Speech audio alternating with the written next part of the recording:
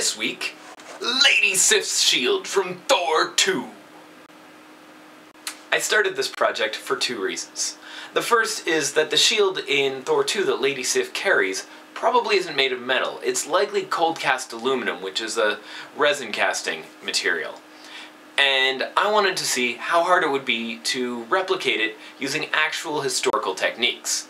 The second reason is that I wanted to experiment with some different tools and backing materials for repoussé.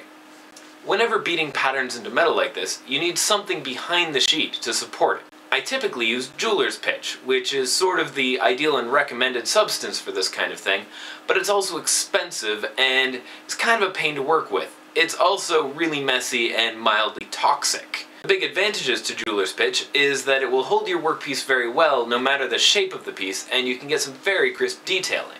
The two other things I wanted to experiment with were a sandbag and a rubber cattle mat that I've heard other jewelers talk about using. I found that the sandbag was just a little bit too yielding to get any good detail in.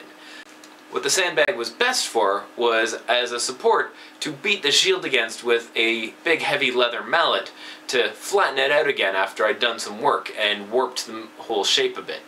The rubber sheet I was using was an inch-thick rubber cattle mat, and it was pretty good at picking up the detail of chasing patterns. However, it didn't allow me to sink particularly deep patterns into it with my pushing tools. Many of the tools I was using I've made myself, and I wanted to experiment and see how they held up under a fairly abusive project.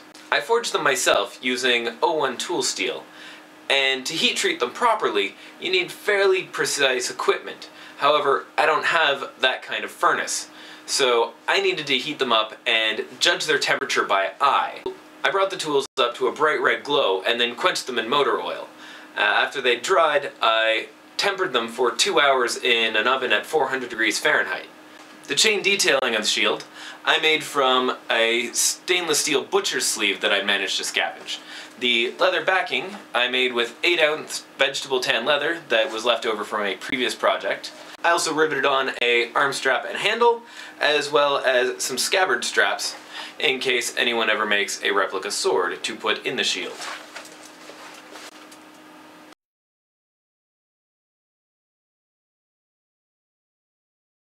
Thanks again for watching. As always, subscribe above and leave comments and suggestions for future projects down below.